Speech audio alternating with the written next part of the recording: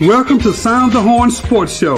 I'm so excited to host this groundbreaking program that will broaden the Jackson sports scene's awareness regionally and nationally. My goal is to highlight sports in Jackson, the state of Mississippi, and nationally by utilizing my 25 years of Division I athletic administration knowledge, and my guests will be experienced leaders in sports.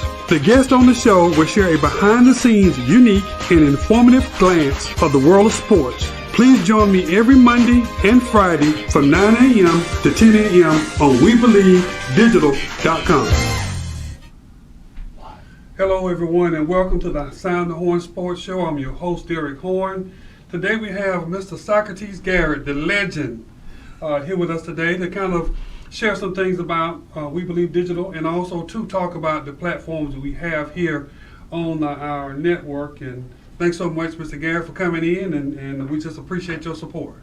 Well, it's good to be on the show with you. You know, I've followed your career, and so it's an honor and a pleasure to be in the studio with you this morning.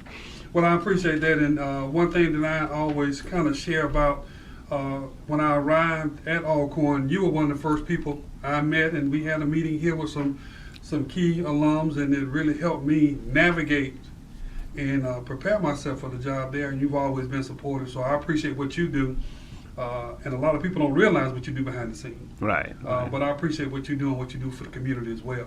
Okay.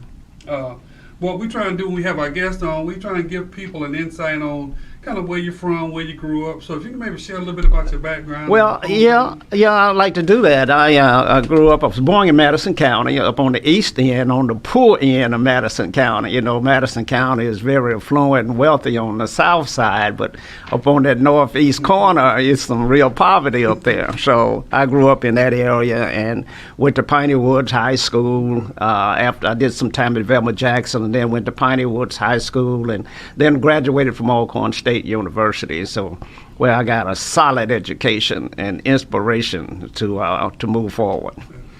Tell us a little bit, because a lot of people don't know about that hidden jewel called Piney Woods. Yeah. I've done a lot.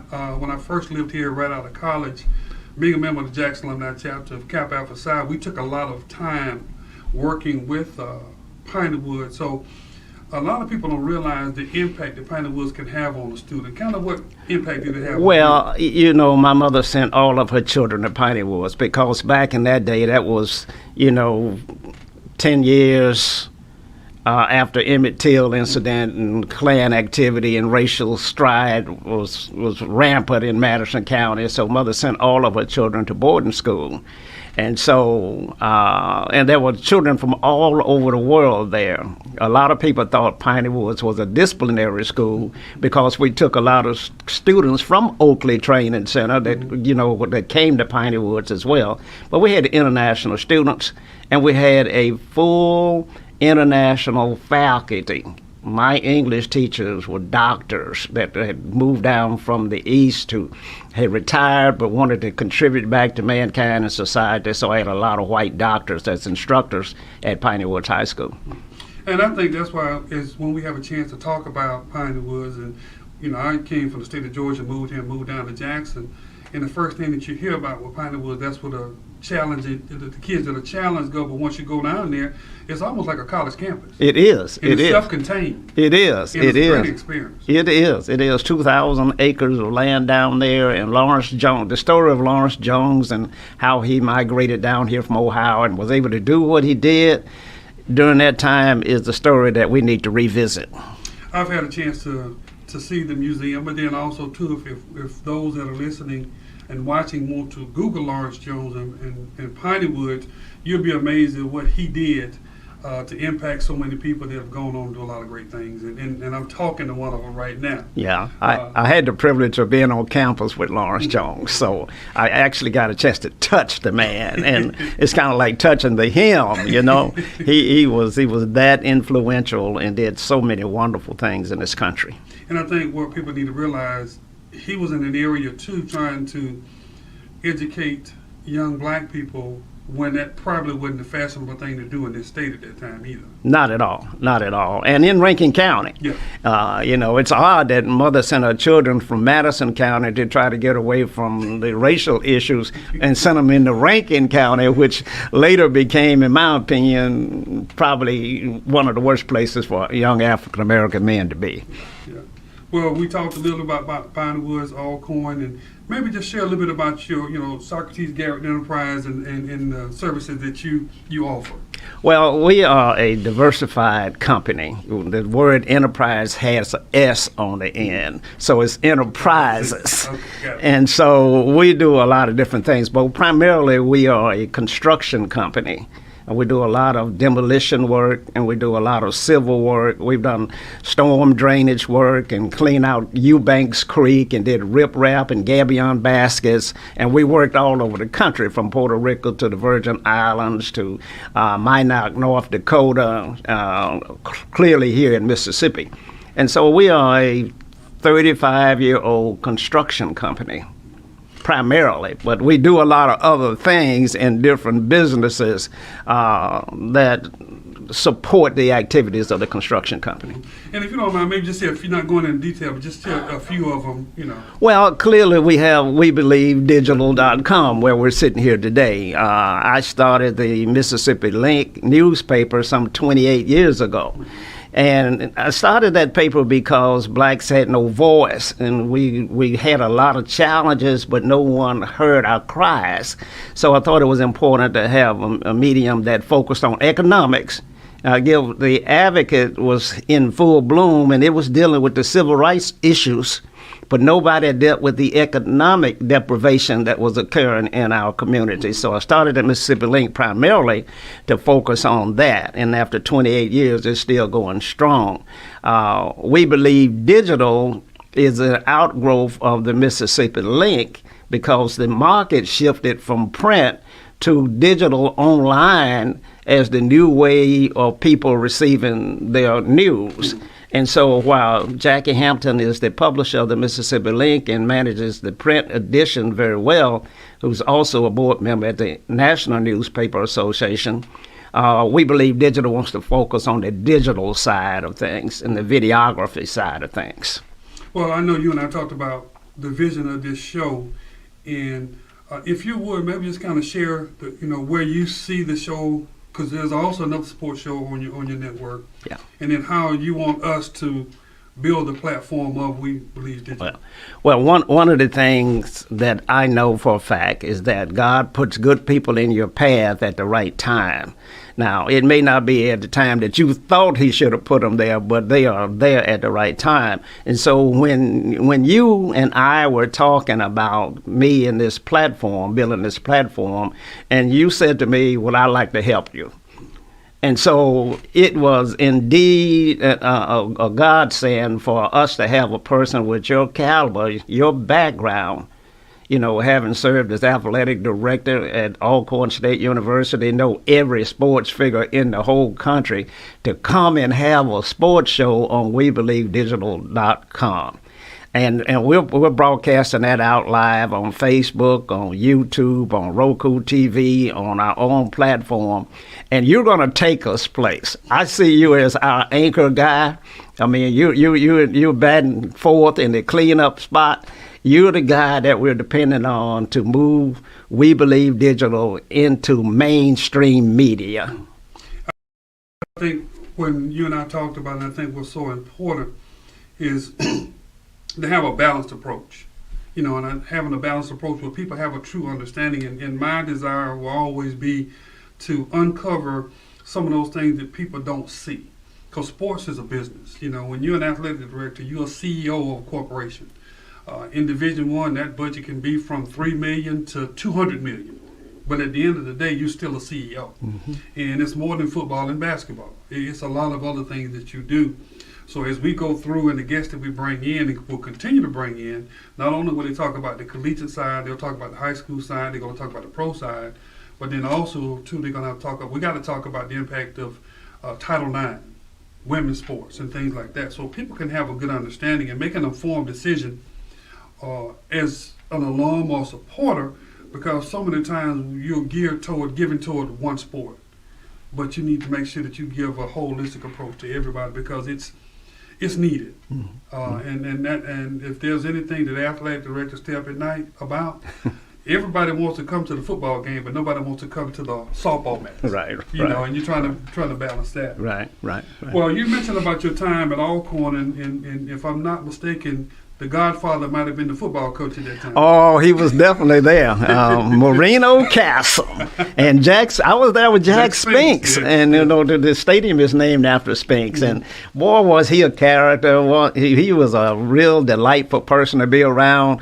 If you were on his good side, if you were on his bad side, that was going to be a difficult day for you because the paddle was real live back in the days when I was in school, and those 250-pound linebackers would be getting paddled by Jack Spinks. But Marino Castle, the Godfather down there, he and Eddie Robinson, those are just legends. What they were able to do, and I don't want to forget Dansby and the work that he did, and so it was a great program down there. What are some of the things that you can remember maybe about just the atmosphere for a football game? HBCU football is different than any place else you go. You may have 100,000 fans in an Ohio Notre Dame game, but they don't know each other. Mm-hmm. In HBCU, you got 40,000 fans, and they all related. Yeah. And you got brothers and sisters on both sides of the field, and it's a real family affair. And it's an atmosphere of festivity that's unmatched. You know, who that was created and originated with Alcorn State University, not with the New Orleans Saints. Yep, I remember that. Okay, and the no huddle offense was created at MVSU, not with the 49ers. Okay, and so you know a lot of things happen in HBCUs that couldn't have happened any place else in the world. Well, I tell you, when I was leaving Tallahassee, because I worked as AD at Florida A&M, and one of my church members came up and he said, "Well, Derek, you're going to a good place." And he said, "I'm going to tell you something. FAMU played Alcorn in the mid-'70s. He said, it took a little while to get there. He said, but when we got there, the atmosphere was festive. The people were so, welcoming. And that's one thing that I think HBCUs have that kind of camaraderie.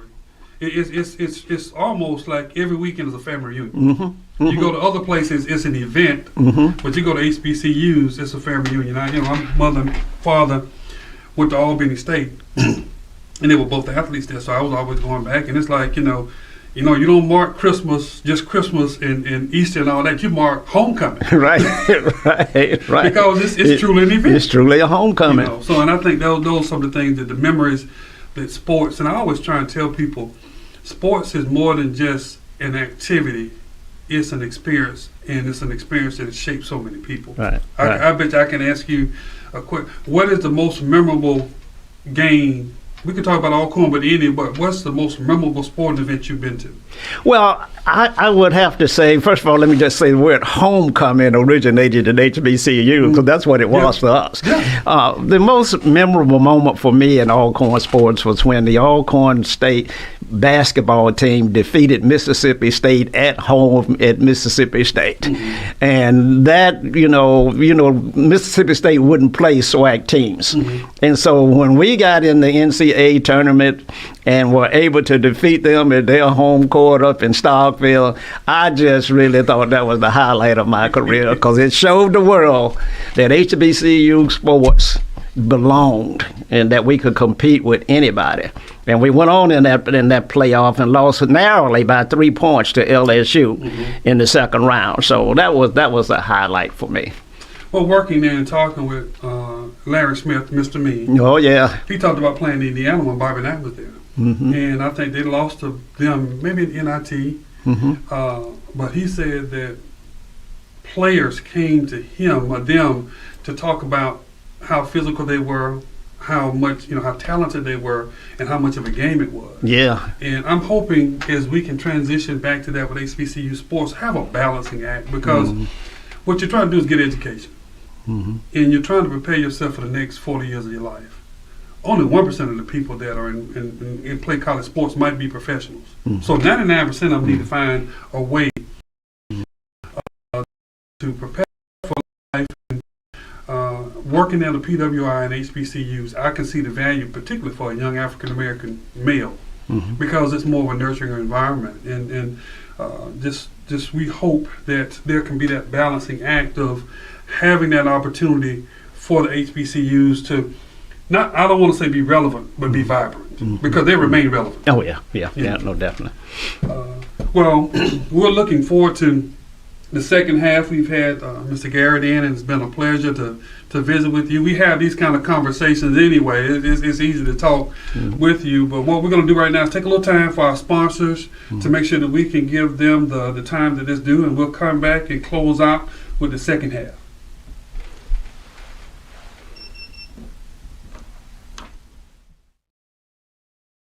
Do you have something to say? Do you want your voice heard? Join the We Believe Global lineup. Be the star of your own show. For more info, call 800-492-5186, option number 1, or visit online at webelieve.global.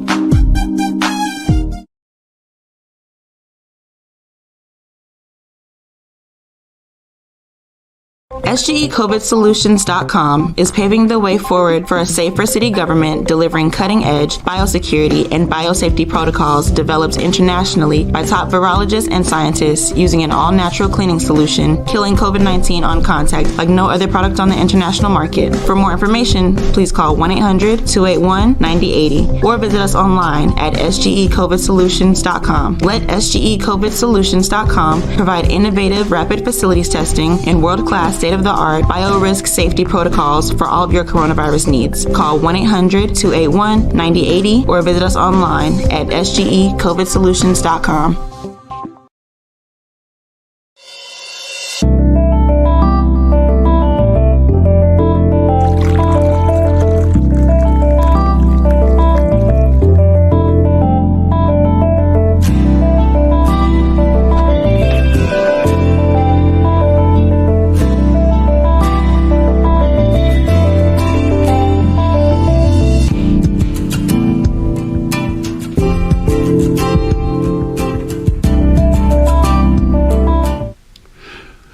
Welcome back to the second half of the Sound the Horne Sports Show. It was so great to have an opportunity to visit with Mr. Garrett. As I said, he is a great person and an individual that's done so much in this community. What I am going to do right now, to kind of give a background overview of what the show is about, what we really want to try and do is bring in key leaders in the athletic community and also the business community to give us a good understanding of sports behind the scenes. There are a number of questions that I usually ask our guests, and those questions are similar. So what I say today is what I'll do is kind of introduce myself a little bit more to you and who I am. So what I'm going to call this segment is Observations from the Chair. I have about 25 years of athletic administration experience, 10 of those serving as athletics director at a Division I level. Spent 15 years at Ole Miss and between Florida A&M and also Alcorn, 10 years of Division I athletic director's experience. A little bit about me. I'm from a little small town in Georgia, Quitman, Georgia. Population, depending on the time of day, might be about 2,500 to 3,000 people, but it's a great community. Played high school ball at a little place called Brooks County High School. Had a great career there. Enjoyed my time there. Things that I can tell you about high school that prepared me for college. We had a coach by the name of Arthur Gamble. And Arthur Gamble believed in conditioning, he believed in repetition, and he believed in being succinct in what you do. And a lot of those things that I had an opportunity to learn there were things that I also took with me as I moved on and matriculated through sports. I often ask our guests what was the most memorable game that they've ever played in, or who was the most fierce person they've ever played against. One thing that I did, I went back and I took a look at who I played against, and there was one gentleman, and that gentleman's name was Carl Joseph. Carl Joseph played at Madison High School in Madison, Florida. Carl Joseph played with one leg. He played on one leg. Carl Joseph played football, played basketball, threw the discus and the shot put and track and high jump. I think about him a lot because when we sit back and we say these things that we can't do or challenging things, I think about a gentleman that had one leg but then had an opportunity to enjoy life and enjoy sports. One thing that I can vividly remember, I was playing quarterback and I looked down and, I never saw him play, was assuming that we were going to have an easy day. He beat my center up all day long. My center was in my lap every time we snapped the ball. That's how strong he was. But he was a great person and had a great, great, great personality and also a person of character. He's now in the Florida Sports Hall of Fame for what he's done as a student athlete and then what he's doing in the community. One thing that was very beneficial for me, having an opportunity to be highly recruited athlete out of the state of Georgia. I came out when Kenny Walker was a senior, a gentleman by the name of Donald Hartree that went to the University of Georgia. We had a pretty good class, but one thing that attracted me to the state of Mississippi was going to Ole Miss and looking at the size of the class as it relates to teacher to student ratio, location. And at that time, they just come off of a solid NIT run and won the SEC the year before. As an administrator, when we would recruit student athletes or prospects, I would always tell them, you go to a place where you feel that you can enjoy life away from sports. So many times student athletes choose programs for everything but what their social life will be. And for me, I had a great time with that experience that I had, and also too had an opportunity to see a number of awesome things, and it has prepared me to do the things that I'm doing now. When I think about and I ask the question, who are some of the toughest people that you've played against collegiately? Well, some of the people that I could think about were Charles Barkley, Sam Perkins, Melvin Turpin, Dale Ellis, Jeff Malone at Mississippi State. You have Vernon Maxwell, Chuck Persons, Kenny Walker, Buck Johnson. And I think that time was really, the SEC was a more forward 6'6" to 6'9" league. And I don't want to leave out Derek McKee from Meridian either. Derek was a solid player. The toughest person that I ever probably had to defend, because that was my role. I tell people I was a Dennis Rodman before it was fashionable. I had to guard the toughest player on the opposing team. Probably was Vernon Maxwell, because he could run for 40 minutes and he played so hard, and you could tell that propelled him on into his professional career. But I look back now, and what did I take from that collegiate experience that led me into my administration? It's just commitment, dedication, have to outwork the next person, being focused, humility. I think all those are key when you take a look at how you want to serve as a leader. As I take a look at the current challenges in collegiate athletics, during my tenure, or the latter part of my tenure at Alcorn, we had to deal with the pandemic. And I don't think people really could see the impact that it made on collegiate sports. At that time, we had one program that was in Alabama getting ready to compete and one that just got off the bus. We had to get them to turn them around to get them to come back to campus. And then not only were we dealing with campus and university policies, SWAC policies, but you also had to deal with the NCAA and the CDC. So at that time, we were going into territory that you're never going into. But I think as an administration at Alcorn, and then also the conference under the leadership of Dr. Charles McClellan, we were able to try and make that as seamless as possible as the experience that our student athletes had. But the thing that it made you do is prepare for the future, because you really never know when you're going to have something as impactful as that. To kind of give you an idea what student athletes had to do, and staff, student athletes had to test 3 times a week. They also had to make sure that they did their social distancing and also try and get their classwork in and practice at the same time. So I applaud all the student athletes that had the wherewithal and the fortitude to work through that and still compete. I think that you'll see some of the impacts of not the pandemic, but the challenges linger on.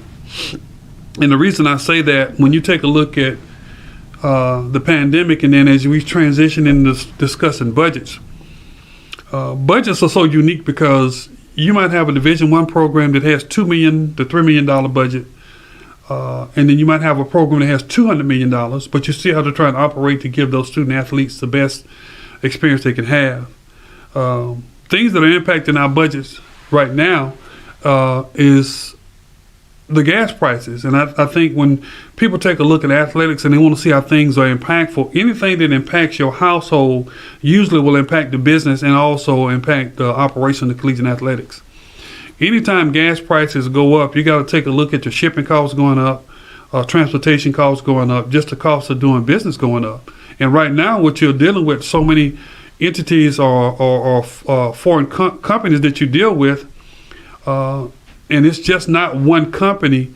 You're taking a look at the backlog of getting getting your apparel in and other things. So it has been challenging across the board, but I do applaud my colleagues that are doing their best to make sure that the student athletes, and at the end of the day, have the best experience they can have. A number of people talk to me and ask me about name, image, and likeness, and I think that's something that will be a challenge for the NCAA for the longest until they can get some commonality as it relates to it. For those that don't realize it, the NCAA really does not set those standards. Those standards are set state by state. So you have 50 or maybe 51 different NIL legislations that have been passed, and you're trying to get each state to try and figure out how to make sure that it can be state, and also each institution in a state, make sure they can be compliant. And I think that when you take a look at the percentage of individuals that receive what I would say substantial benefits from NIL is very, very small. You take a look at your smaller mid-majors, you take a look at your SWACs and MEACs, some of those institutions, you might have maybe one or two student athletes that have what you might want to call a substantial amount NIL revenues, but it's not that much. And as an administrator, I was always challenged by perceptions. Everybody doesn't operate, and I'm not trying to throw shade on them, but everybody doesn't operate like Alabama, Texas A&M, or Ohio State. You just don't have the funding. You're still trying to offer that benefit to the student athlete, but you just don't have it. But you have to try and work through some of those landmines to at least offer that those services to the student athletes. Personally, I think legislation is made only or taking into consideration about 5% of all of the NCAA schools, and then the other 95% have to try and find a way to navigate and operate, and not only name, image, and likeness, but also cost of attendance, where you can pay a student athlete up and above what is being paid on a scholarship to not exceed what it costs as a cost of attendance to go to school at that institution. Everybody can't do that. Those funds aren't there, and it becomes a recruiting challenge because cost of attendance, NLI, all those things are used as recruiting tools to differentiate what can be offered. And sometimes I think students take these scholarships not realizing that, yeah, you might get the money, but is the experience there? One of the things that I've talked to about with other coaches and administrators is the transfer portal. In the transfer portal, I think I am not challenged by that. I was an administrator that felt that if a head coach could leave and take a job somewhere else, I don't think that a student athlete has to be penalized and have to sit out a year if they decided to transfer. I think the portal the opportunities that are set up now, I think they're beneficial, but it still needs to have some tweaking. Student athletes don't realize that when you come in and you tell your administration that you want to go into the portal, basically what you're doing is forfeiting your scholarship, because at that time they have the opportunity to take the scholarship away from you. And what you do is you go into a portal of 3,500 students trying to get maybe 300 scholarships. And the downside of it is, I think the media has glorified that portal, but then the downside of it is so many people that are not having an opportunity and then also losing their scholarships because they decided to go into the portal. I've dealt with some student athletes and trying to talk to them. I call it talking them off the ledge because it looks pretty and it sounds good, but you have to really count your cost. And that portal is one that I think that is going to always kind of be the albatross in the room because people want to try and get engaged with it, but don't realize the impacts that portal has. One of the last things that I think that is going to be challenging is conference realignment. And it's really the haves and the have-nots. And I'm not trying to throw a negative light on it, but the conference realignment benefits those that have an opportunity to generate more revenue. But then when you leave or you move, and I was talking to a bowl administrator yesterday, you also lose your fan base. And when you lose your fan base, you lose your revenue opportunities. And when you lose your revenue opportunities, that's impactful. So when you take a look at Texas and Oklahoma coming to the SEC, that's going to be a windfall for them. But if you take a look at some of the other conferences like the Southland Conference, Lamar was going to leave and go to the WAC, but now Lamar is coming back to the Southland because they see that financial windfall was not there. So I think that you'll still see a few more conference realignments and it'll slow down. But a lot of those are business decisions sometimes that are not well thought out. That's my thought personally. But I do feel that at the end of the day, when the dust settles, hopefully that we'll still keep in mind what's best, and that's what's best for the student athlete. It's been great and continues to be a great opportunity to bring our guests in. We're going to bring folks in from not only college, but the college football playoff series, hopefully to get some NCAA guests in so you can know a little bit more. But our desire is to bring to you as much as we can, not only about Jackson, but nationally as a sports platform to keep you well informed. And I do appreciate that we have the loyal visitors that are there, listeners, and like this show, you can find us on Roku and also We Believe Digital platform. And today has been a great day for us. And what I'd love for you to do is go out and make a great day and have a great weekend.